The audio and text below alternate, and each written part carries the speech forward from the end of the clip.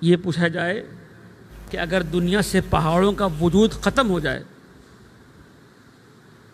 تو آج تو ماہر ارضیات کہتے ہیں کہ زمین میں اتنی حرکت ہوگی کہ زمین باقی نہیں رہے گی۔ مولا عرب کے بدوؤں میں کہتے ہیں کہ خدا وہ ہے کہ جس نے وَاتَّدَا بِالصُّخُورِ مَيَدَانَ أَرْضِ، پہاڑوں کو خلق کر کے زمین کی جس نے حرکت کو روک دیا۔ اگر یہ زمین کانپ رہی ہوتی، حرکت کر رہی ہوتی، تو نہ کوئی اپنا آشیانہ بناتا، نہ کوئی اپنا گھر بناتا، نہ وہ پیدل چل سکتا تھا، نہ اپنی گاڑی پر چل سکتا تھا۔ یعنی آج بھی میں نے کہا سرچ کریں تو آپ کو یہی ملے گا کہ ماہر ارضیات کہتے ہیں کہ زمین سے اگر پہاڑوں کا وجود ختم ہو جائے، میرا مولا فرماتا ہے وَنَشَرَ الرِّيَاحَ بِرَحْمَتِهِ، پروردگار نے اپنی رحمتوں سے ہواؤں کو جاری کر دیا۔ وَاتَّدَا بِالصُّخُورِ مَيَدَانَ أَرْضِ، اور اس نے زمین کی حرکت کو، پہاڑوں کو میخ کی صورت میں زمین میں گاڑ دیا، جس سے زمین اسٹیبل ہو گئی۔ یہ اس کی نعمتیں ہیں۔ اور کہا کہ اول الدین معرفتہ، اور یاد رکھو دین کا پہلا مرتبہ یہ ہے کہ انسان پروردگار کی معرفت رکھے۔ اول الدین معرفتہ وکمال المعرفت التصدیق بہ۔ اچھا، اول الدین معرفتہ، پہلا دین، دین کب بنے گا؟ یعنی یہ ہو سکتا ہے کہ آپ دیندار ہوں اور آپ میں کوئی عقیدہ توحید نہ ہو، خدا کا وجود کا عقیدہ نہ ہو؟ یہ نہیں ہو سکتا۔ آج حیرت زدہ ہوں گے آپ لوگ کہ آج لوگ بے دین ہو رہے ہیں، دین سے دور ہو رہے ہیں۔ یہ نہیں کہ عقیدہ ہے دین پر اور عمل نہیں کر رہے، نہیں، بلکہ دین کو چھوڑ رہے ہیں اور لا مذہب ہو رہے ہیں۔ کہتے ہیں یہ کس نے کہا خدا نے بنایا ہے؟ یہ دھرتی کس نے؟ خدا نے بنائی ہے؟ نہیں، نیچر نے بنائی ہے، فطرت نے بنائی ہے۔ امام فرماتے ہیں اول الدین معرفتہ، کوئی بھی دین ہو، کسی قسم کا دین ہوگا، دین عیسائی دین ہے، دین بدھ مت کا وہ بھی دین ہے، دین یہودی دین ہے، لیکن اگر معرفت پروردگار نہ ہو تو دین ہے؟ کوئی دین نہیں ہے۔ اچھا، اگر دیندار ہو گئے تو ضروری ہے کہ وہ آپ کو معرفت آپ کی صحیح ہو؟ امام فرماتے ہیں کہ اول الدین معرفتہ، دین کا پہلا یہ کہ تم دیندار کب بنو گے؟ جب اللہ کی معرفت رکھو گے، اللہ کی معرفت رکھو گے۔ وَكَمَالُ الْمَعْرِفَةِ التصدیق بہ، اور معرفت کی اعلیٰ منزل یہ ہے تم اس کی تصدیق کرو۔ اس کا مطلب یہ ہوا کہ اگر کوئی شخص خدا کو مانتا ہو تو اگر اس کی معرفت صحیح ہوگی تو تصدیق کرے گا کہ خدا ہے۔ بھائی عیسائی تو کہتے ہیں نا خدا ہے، کہتے ہیں۔ یہ اور بات ہے کہ اپنے خداؤں کو 3 حصوں میں تقسیم کر دیتے ہیں، ٹرائنگل بنا لیتے ہیں، دین بھی ہے اور تصدیق بھی کر رہے ہیں، لیکن تصدیق ان کی کامل ہے؟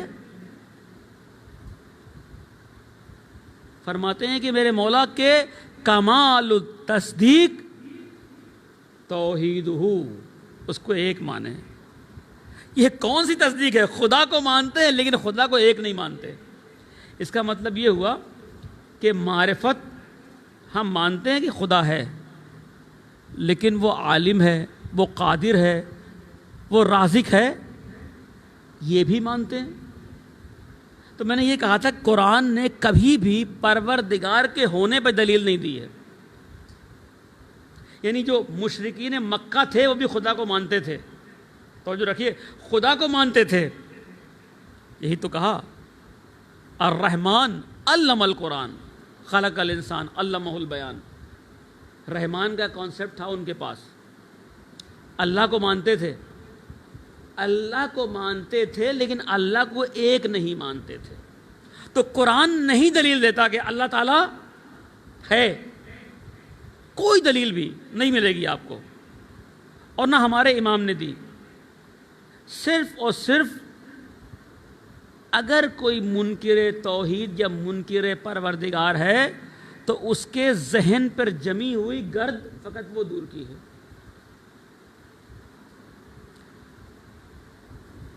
افی اللہ شکن فاطر السماوات والارض. کیا کوئی شک ہے؟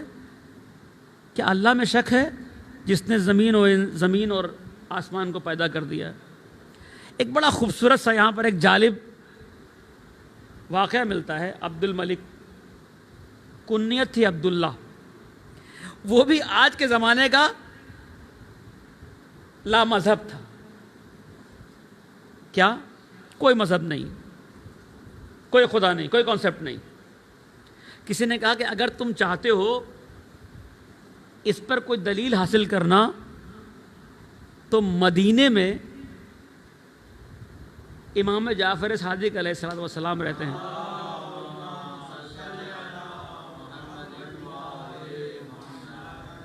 تم ان کے پاس جاؤ، وہ تمہیں توحید پر دلیلیں دیں گے. یہ شخص مصر کا رہنے والا تھا، سفر کرتا ہے اور مدینے پہنچتا ہے. جب مدینے پہنچا تو کسی نے کہا کہ یہ حج کا موسم ہے، امام مکہ میں حج کے لیے تشریف لے گئے ہیں. جب یہ مکہ پہنچا تو دیکھتا ہے کہ امام طواف کر رہے ہیں. اب یہ کس طرح پہنچتا ہے مکہ، یہ الگ داستان ہے کہ پوری پہنچنے کے بعد جب امام کا اس سے مناظرہ ہوتا ہے. مناظرہ کیا؟ کچھ گفتگو ہوئی، اس کے بعد یہ خاموش ہو گیا. امام نے کہا میں طواف کر دوں پھر تجھ سے آ کے بات کرتا ہوں. کہتے ہیں امام کے پاس ہی آ کر بیٹھ گیا. اب امام کیا دلیلیں دے رہے ہیں، اس کو کیا کہہ رہے ہیں؟ اسے پوچھتے ہیں یہ بتا کہ تو مانتا ہے کہ جس طرح زمین کے اوپر کی سطح ہے اس طرح زمین کے اندر بھی کچھ ہے؟ کہا ہاں میں مانتا ہوں کہ زمین کا ظاہر بھی ہے باطن بھی ہے. امام فرماتے ہیں کہ تو زمین کے اندر گیا ہے؟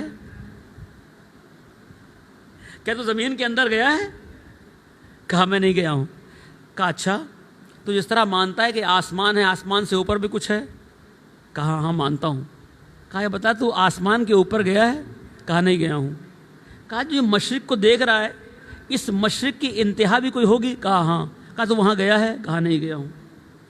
کہا مغرب میں؟ کہا نہیں گیا ہوں. اچھا امام فرما رہے ہیں، امام سوال کرتے جاتے ہیں، وہی کہتا ہے میں نہیں گیا ہوں، میں نہیں جانتا ہوں. تو امام ایک سوال کرتے ہیں اس سے کہ جب تو نہیں گیا اور نہیں جانتا ہے تو نہ جاننے والا جو حالت شک میں ہے وہ انکار کیسے کر سکتا ہے؟ وہ یہ کہہ سکتا ہے کہ مجھے نہیں معلوم ہے یا نہیں ہے، میں بھی کہ ہو سکتا ہے کوئی ذات ہے، یہ کہہ سکتا ہے کوئی ذات نہیں ہے، لیکن تو انکار کیسے کہہ سکتا ہے کہ نہیں ہے؟ کہتا ہے ہاں یہ تو ہے. اب امام اسے جو پہلے انکار کی حالت میں تھا، نہیں مانتا ہے اللہ کو نہیں مان رہا تھا، اس انکار سے نکال کر اسے شک میں لے کر آ گئے ہیں. دیکھیں بھائی، ایک مرتبہ انسان علم حاصل کرتا ہے، اسے ہم کہتے ہیں یقین. ابھی آپ مجھ سے کہیں کہ جناب اس وقت نمائش پہ مزار قائد کے اطراف میں بارش ہو رہی ہے، تو اب اس کو میں کیسے مان لوں گا؟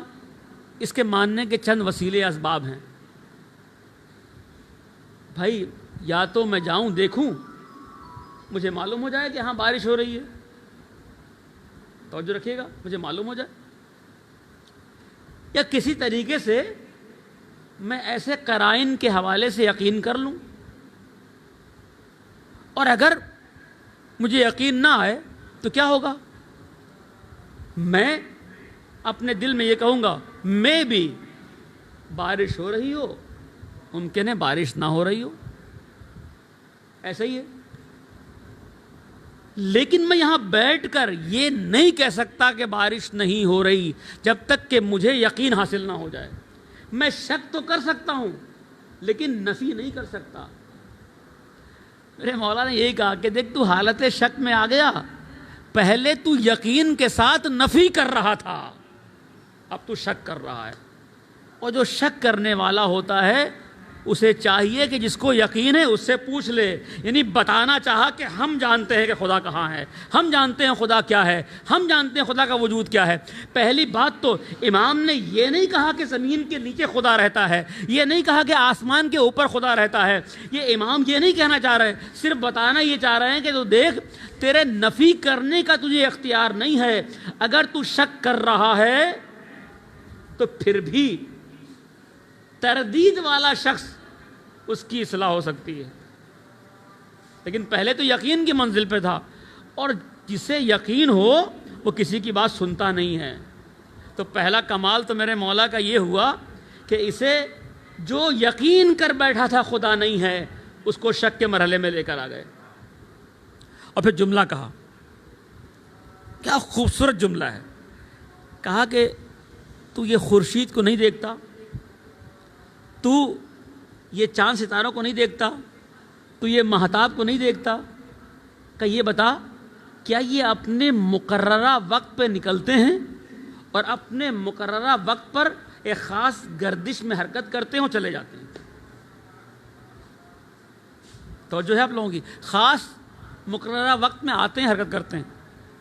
یہ بتا کہ یہ اپنے کام میں آزاد ہیں یا مجبور ہیں؟ یہ اپنے کام میں آزاد ہیں یا مجبور ہیں؟ اگر یہ آزاد ہیں, اختیار ہے ان کو, تو یہ ایک مرتبہ سورج غروب ہو طلوع نہ کرے, یہ مہتاب اپنے مقررہ راستوں پر حرکت نہ کرے, کبھی 14ویں کا چاند ہو, کبھی ہلال ہو, اور آپ دیکھیں کہ آپ ہلال کے منتظر رہتے ہیں رمضان کے بعد, وہ ہلال نہ ہو, آپ دیکھیں بدر منیر کی طرح بڑا بڑا چمک رہا ہو, آپ بولیں گے بھائی یہ پہلی تاریخ نہیں ہے 14 تاریخ ہے. وہ کیسے بھائی, کا اتنا بڑا چاند, یہ ہو نہیں سکتا, ہلال چھوٹا ہوتا ہے. بھائی کیوں؟ اس لیے کہ اس کا ایک مقرر سفر ہے. امام فرماتے ہیں تو بتا یہ مجبور ہے یا آزاد ہے؟ اب کیسے کہہ دے آزاد ہے, اختیار ہے, کیونکہ جب جسے اختیار ہوتا ہے وہ اپنی مرضی چلاتا ہے. توجہ رکھیے گا, اپنی مرضی چلاتا ہے. آپ کو یاد ہوگا امام موسیٰ کاظم علیہ السلام کا واقعہ, اللہم صلی علی محمد, درود پڑھیں ان والے ہوں,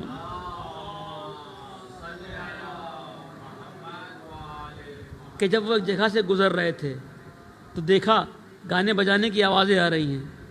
اسی اسنا میں ایک کنیز گئی کوڑا پھینکنے کے لیے, اور اس کی ملاقات امام سے ہوئی. امام نے پوچھا یہ کس گھر سے آواز آ رہی؟ کا فلاں فلاں گھر ہے, بشیر کا گھر ہے. کہا یہ بتاؤ کہ یہ غلام ہے یا آزاد؟ کہا یہ غلام کیسے ہو سکتا ہے, اتنا بڑا پیسے کا مالک, اتنی بڑی تجارت, بہت بڑا پیسے والا آدمی ہے, تمہیں پتہ نہیں ہے یہ آزاد ہے؟ تو مولا کہتے ہیں ہاں, اگر یہ بندہ ہوتا تو ایسی حرکتیں نہ کر رہا ہوتا, آزاد ہے, یعنی اس کو اختیار ہے, جو چاہے کر لے. کہا نہیں. اب جب گھر پہنچی تو مالک نے چلا کر کہا کہاں رہ گئی تھی؟ کہا کہ ایسا ایسا واقعہ ہوا. کہا کیا کہا؟ یہ پورے مکالمات کو دہرایا.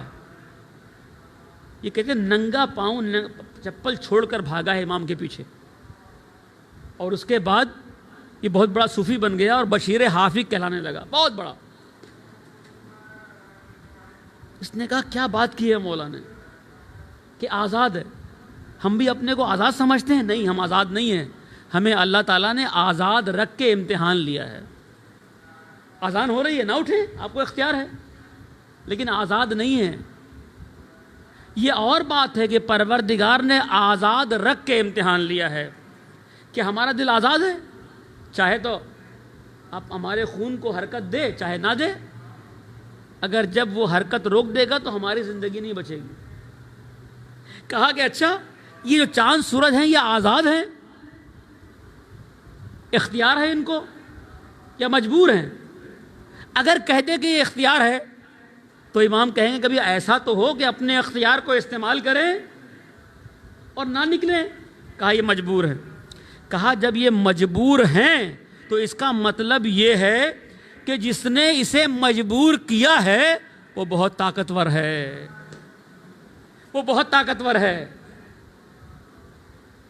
کہا یاد رکھو وہی خالق ہے کہ جو تمام زمانے کا خالق ہے، جو تمام اشیاء کا خالق ہے. فطر الخلائق بقدرتہ، اسی نے تمام چیزوں کو پیدا کیا ہے اور اپنی